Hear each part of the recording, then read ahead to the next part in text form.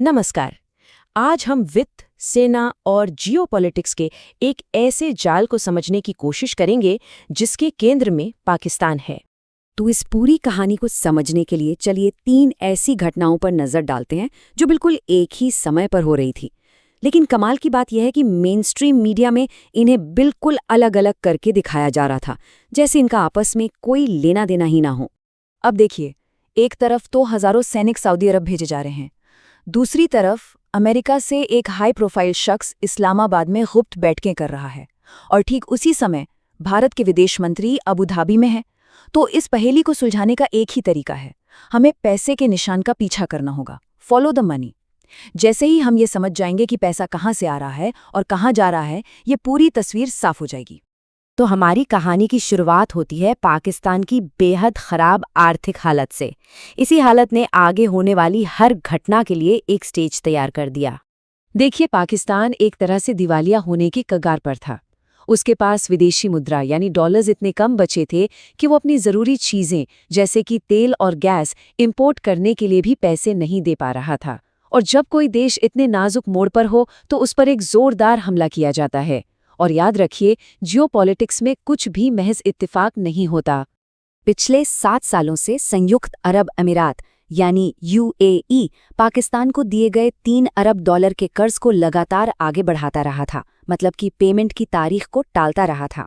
लेकिन फिर अचानक इसी हफ्ते बिना किसी वार्निंग के अबू धाबी ने कहा, हमारे पैसे अभी के अभी वापस करो। कोई एक्सटेंशन नहीं, कुछ नहीं। इससे इस्लामाबाद पर जबरदस्त दबाव बन गया। और मुसीबत सिर्फ ये एक नहीं थी। अप्रैल में ही एक और बड़ी पेमेंट ड्यू थी, एक यूरो बॉन्ड की। यूरो बॉन्ड मतलब वो कर्ज जो विदेशी करेंसी में लिया जाता है। तो कुल मिलाकर पाकिस्तान को अचानक लगभग 4.8 अरब डॉलर चुकाने थे, जो उसके पास थे ही नहीं।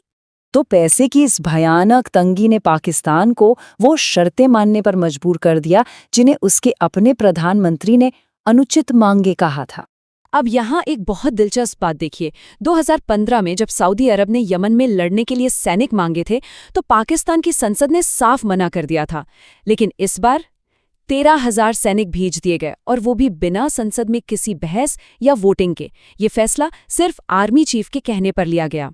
तो जाहिर है ये पाकिस्तान की विदेश नीति में कोई अचानक आया बदलाव नहीं था।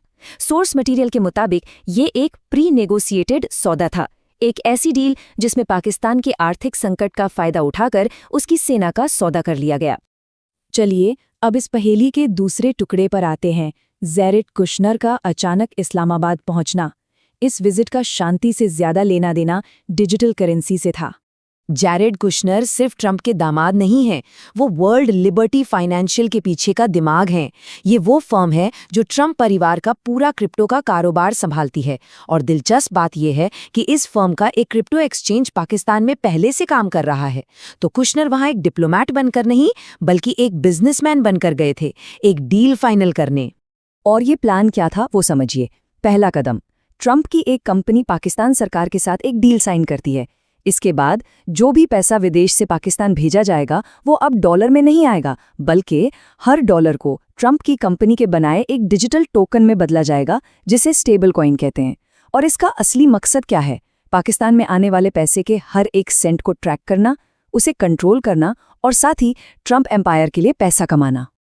लेकिन रुकिए, ये सिर्फ एक डिजिटल डील नहीं थी।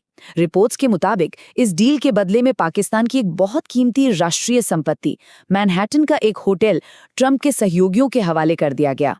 तो अब हम इन तीनों घटनाओं, सऊदी अरब, पाकिस्तान और अबू धाबी की कड़ियों को जोड़ सकते हैं। और जब हम ऐसा करते हैं तो एक बहुत बड़ी सोची समझी रणनीति सामने आती है। सबसे पहले एक बहुत बड़ी और अब तक छुपी हुई कड़ी सामने आती है। अबू धाबी के सरकारी निवेश फंड ने चुपके से ट्रंप की crypto company world liberty financial में 49% की मैसिव हिस्सेदारी खरीद ली। और इतना ही नहीं, यूएई ने भारत के डिजिटल और बैंकिंग सेक्टर में भी बड़ा निवेश किया है, जैसे कि जियो प्लेटफॉर्म्स और आईडीएफसी बैंक में। इससे उसे पूरे क्षेत्र में एक जबरदस्त वित्तीय ताकत मिलती है, जिससे वो भारत और पाकिस्तान दोनों पर अपना असर डाल सकता है। तो ये टेबल इस पूरी रणनीति का निचोड़ है। हर खिलाड़ी का अपना एक रोल है। यूएई पैसे का दबाव बना रहा है, सऊदी अरब को ईरान के खिलाफ लड़ने के लिए सैनिक चाहिए, तो वो डील को फंड कर रहा है। ट्रंप सर्कल क्रिप्टो और रियल एस्टेट के जरिए पेमेंट का एक नया रास्ता बना रहा है, जिसमें अमेरिकी सैनिकों का कोई खतरा नहीं है। और भारत इस नए समीकरण में यूएई के साथ मिलकर अपने रणनीतिक और आर्थिक हितों को मजबूत कर रहा है। आखिरकार इस पूरी कहानी का सार ये है कि पाकिस्तान का इस्तेमाल एक ऐसे युद्ध के लिए किया जा रहा है जो अमेरिका के रणनीतिक हितों को पूरा करता है, और इस युद्ध का भुगतान डॉलर में नहीं बल्कि स्टेबल कॉइन डील्स और रियल एस्टेट जैसी संपत्तियों से किया जा रहा है। एक ऐसा सिस्टम जो पारंपरिक बैंकिंग से पूरी तरह बाहर है। सोर्स मटेरियल का निष्कर्ष बहुत सीधा और सख्त है। वो कहते हैं कि ये कोई विदेश नीति नहीं है, ये एक रैकेट है जो एक मजबूर और कंगाल देश के खिलाफ खेला जा रहा है। और ये हमें एक बहुत ही गंभीर सवाल पर लाके छोड़ देता है।